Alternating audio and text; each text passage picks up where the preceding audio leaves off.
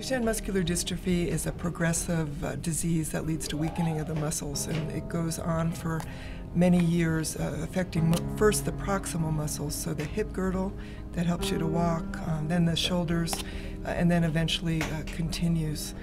The prognosis for kids that have good proactive care, like Mitchell has had, is mid-20s at this point, and then it kind of depends from there how much intervention the family chooses to do, whether they do feeding tubes or whether they do nighttime breathing.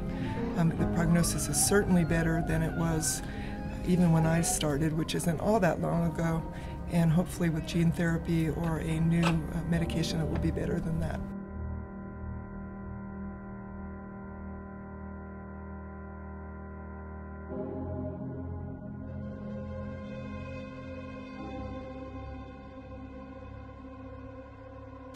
His ultrasound has changed since we saw you last. Okay. You know, changes in squeezing function of the left ventricle are very uncommon before 10 years of age, but not unheard of. And his function looks decreased on today's ultrasound.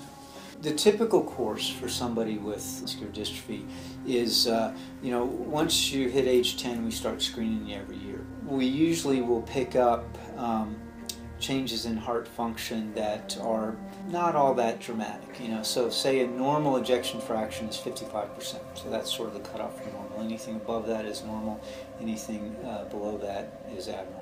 You know, at some point during these yearly exams after age 10, your ejection fraction is 49%, which is, you know, not that bad, but not quite normal. He's unusual in the sense that his ejection fraction is low at age 10, which is a lot of times the first time you wind up seeing him. Usually it's mid-teens, you know, 15 is about average. Some are later, some are a little bit earlier, but very uncommon to see significantly decreased left ventricular function before age 10. His ejection fraction today is in the 20s, so it's pretty low.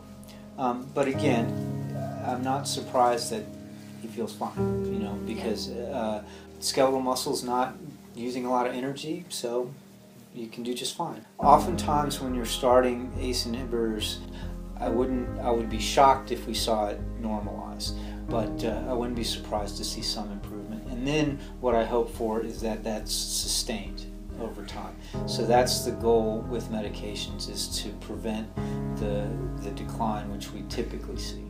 I'm sure it's not what you were expecting to hear today, and it's not what I was expecting to talk to you about today. You know, usually we don't have this conversation for another few years, but you know, I think that we'll start him on some therapy, see where he is. Hopefully we can get the things kind of stabilized and, you know, stay just like this for a long time. It's not going to get better, okay, but hopefully we can get things a little bit better and at least stop progression and keep things the same.